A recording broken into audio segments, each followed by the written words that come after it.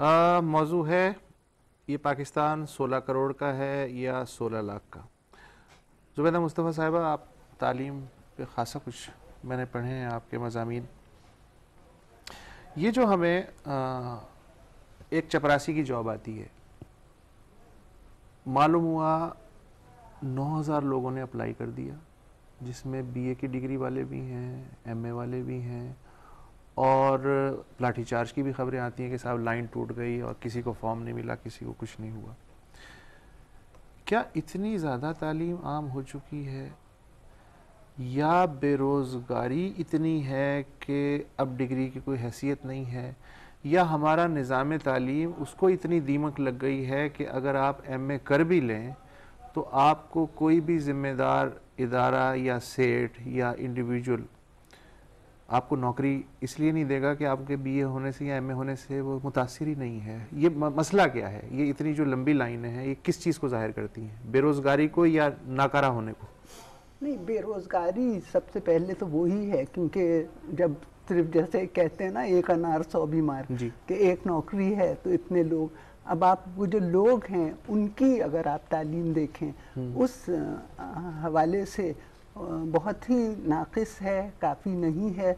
अब चूंकि जो किसी को मुलाजमत दे रहा है उसको तो चाहिए एक शख्स, लेकिन अगर आप उन लोगों से भी सुने जो यानी मुलाजमत देते हैं, जो एम्प्लॉयर्स हैं, उनका भी यही रोना है कि हमको सही शख्स नहीं मिलता है। एक तरफ तो वो लंबी लंबी लाइनें हैं, कुछ तो ये है कि वो निज़ाम इतना फरसूदा और यानी जिसे कहें बेकार हो चुका है। कुछ ये है कि जो हमारी यूनिवर्सिटीज़ हैं जो वो मार्केट से अपने आप का वो नहीं रखती, एक तरह से राब्ता बिल्कुल लूफ हैं दोनों, एक दूसरे से लूफ है। और कुछ ये भी है कि वो जो 1000 आदमी बाहर खड़ा हुआ है उनको तो पता ही नहीं कि अंदर तो पर्ची चल चुकी है, अपॉइंटमेंट हो चुका है, कुछ ये भी तो होगा। बिल्कुल बिल्कुल फॉर्मेलिटीज हो रही है। थोड़ा सा मैं आपको अगेन इंडिया से कंपेयर करके बताता हूँ जी। मैंने रियली वहाँ पे एम्प्लॉइज मार्केट देखी है। वहाँ पे एम्प्लॉयर्स इसलिए परेशान हैं कि अच्छी क्वालिटी के स्टाफ को रिटेन कैसे करें।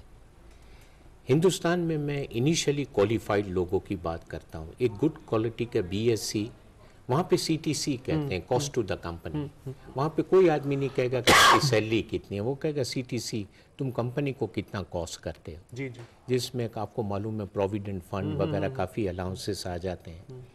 हिंदुस्तान में एक प्रोफेशनली क्वालिफाइड अकाउंटेंट साल में इनिशियली 5 मिलियन कॉस्ट करता है। ठीक है। एक बीएससी, बीए, बी फॉर्म या आप उसको कर लें बैचलर ऑफ इंजीनियर, वो 3 मिलियन कॉस्ट करता है और उसमें मुसलसल इजाफा होता चला जा रहा है। हमारे मुल्क में जो एक अनफॉर्चुनेट थिंग हुई, जो कि मिडिल ईस्ट के अंदर क्राइसिस आया, तो मिडिल ईस्ट में हम काफ़ी लेबर प्रोवाइड करते थे, फिर थोड़ा बहुत हमारे यहाँ होता था। अब मैं जिस कंपनी में काम करता हूँ, मैं आपकी बात से बिल्कुल मुत्तफिक हूँ, हमें काफ़ी पोजीशंस पे इतना गैप एक्सेप्ट करना पड़ता है, 50%, जो चाहते हैं वो मिलता नहीं है। एक वक्त आएगा 2 साल के बाद हमारी माशाल्लाह आप देखें प्रोडक्शन, लोग होंगे, क्वालिफिकेशन का वो मयार नहीं होगा। देखें हम प्रोडक्शन वाइज मैन्युफैक्चरिंग सेक्टर हर जगह पीछे जा रहे हैं, लेकिन एक चीज़ में हम खुद कफील से भी ज़्यादा हो गए, एमबीए प्रोड्यूस करने में। ठीक है। और वो जो मशरूम यूनिवर्सिटीज़ हैं, ना जिनका कोई करिकुलम है, ना जिनको कोई देखने वाला है, एक एमबीए निकलने वाला ग्रेजुएट या पोस्ट ग्रेजुएट एक दरख्वास्त नहीं लिख सकता। फिर आप कहेंगे कि इन लोगों की अनएम्प्लॉयमेंट नहीं होगी तो और क्या होगी। खलील साहब हैं पेशावर से, उन्हें भी सुनते हैं। जी खलील साहब। वालेकुम सलाम। वसी साहब, आपकी और आपके मेहमानों की बातें सुनकर जिन्ना साहब याद आ गए। जी फरमाइए। और जिन्ना साहब की नजर एक शेर है कि आईना क्यों ना दूं के तमाशा कहें जिसे, ऐसा कहां से लाऊं के तुझसा कहूं जिसे। जी वाह।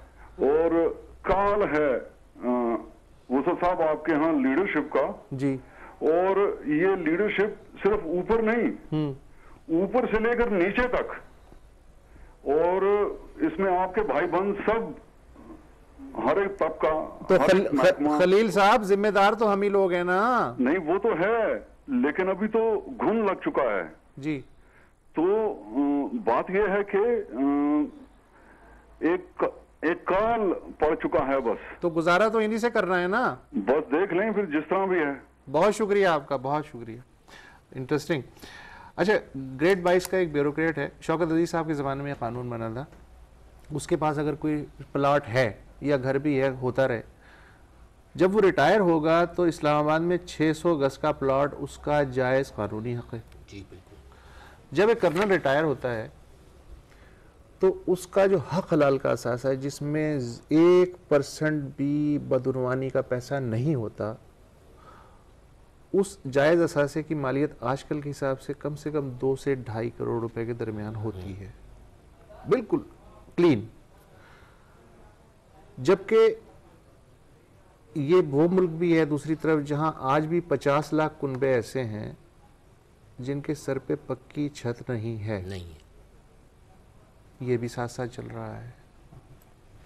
मजेदार काम है ये, बहुत ही मजेदार काम है। अच्छा, और वो भी लेजिटिमेट है और ये भी लेजिटिमेट है,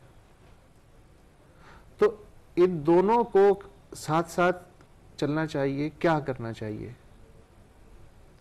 सर? उनके बारे में कहने से थोड़ा डर भी लगता है। आपको मालूम है, once again I will say कि मैं गुजराती हूँ। जी जी। जहाँ खाकी वर्दी वाला गली से निकल जाए, हाँ, हम वहाँ 10 दिन गुजरते नहीं। तो मैंने ब्यूरोक्रेट की भी मिसाल दी है। हाँ, लेकिन वहाँ भी मिसाल देनी चाहिए। अब देखें ना, जो नेशनल स्टेडियम के पास ज़मीन है उस पर जो डाका मारा गया जी, और इतनी बड़ी ज़मीन को जो इस वक्त भी सौदे पावर पे हो रहे हैं, लीज ट्रांसफ़र नहीं हो रही है, इसका पूछने वाला कौन है? देखिए, इसमें एक ही आदमी इन्वॉल्व नहीं है, हमारे वो लोग भी शामिल हैं जिन्होंने वो ज़मीनें खरीदी हैं। और आज उस बेंगलोर की आप वैल्यूज़ का अंदाज़ा लगा लें, 20-30% इजाफा हो गया है और नो टैक्स। रियल इस्टेट माशाल्लाह दमादम चलेगी इस मुल्क में, क्योंकि आप, अगर मैं आपसे कहता हूँ चले हम तीनों चलते हैं, एक रेंट पे मकान लेते हैं, तो वो पहले देखेगा, कहेगा भाई रेंट तो 10,000 होगा, लेकिन देखे लाख रुपए होगा, 90,000 आप मुझे साइड पे दे दीजिए। सही। इतनी जहाँ पे शेडो डीलिंग हो रही हो, वहाँ पे उसको कैसे पकड़ेंगे? और इसको बाकायदा पनपने दिया जा रहा है। जो वैल्यूएशन की गई है कराची की इस वक्त, आप उससे और रियल वैल्यू, मार्केट वैल्यू का अंदाजा लगाएं, कोई कंपैरिजन ही नहीं है। अब मैं फिर आपको हिंदुस्तान की एग्जांपल देता हूं। नहीं दीजिएगा, इसलिए कि वो वक्त, प्रोड्यूसर कह रहे हैं कि वक्त बहुत कम है, सिर्फ 1 मिनट बाकी रह गया। जुबैदा मुस्तफ़ा साहिबा, जितना मुख्तसर हो कि इस मुल्क में अदलिया तो आज़ाद हो गई है, लेकिन 1 मिलियन से ज़ायद केसेस जिसमें 90% उनके हैं जो अफोर्ड ही नहीं कर सकते, उनके ज़ेरे इल्तमा हैं, उनके पास फास्ट ट्रैक जस्टिस हासिल करने के ज़राए नहीं हैं। क्या करें वो? अनलेस के जज खुद तरस खा के सो मोटो एक्शन ले ले, या वो किस्मत को कोसते रहें? कोई रास्ता है? बहुत ही मुश्किल लगता है, बहुत मुश्किल लगता है, बहुत मुश्किल लगता है। और नाजरीन, यही मुश्किल तो है कि ये सवाल जो है, इस पे खासी लंबी डिबेट की ज़रूरत है कि ये पाकिस्तान वाकई 16 करोड़ लोगों का है या 16 लाख का। मेहमानों से मैं इजाज़त चाह रहा हूँ। हनीफ अजारी साहब, आपका बहुत शुक्रिया। जुबैदा मुस्तफ़ा साहिबा, आपका भी बहुत शुक्रिया, लेकिन आप यहीं रहिएगा। मुझे इस वक्त जी हबीब जालिब पता नहीं क्यों याद आ रहे हैं। मैंने उससे ये कहा, ये जो 10 करोड़ हैं जेल का निचोड़ हैं, इनकी फिक्र सो गई, हर उम्मीद की किरण जुल्मतों में खो गई। ये खबर दुरुस्त है, ये खबर दुरुस्त है, इनकी मौत हो गई। बेशऊर लोग हैं, जिंदगी का रोग है, और तेरे पास है इनके दर्द की दवा। मैंने उससे ये कहा।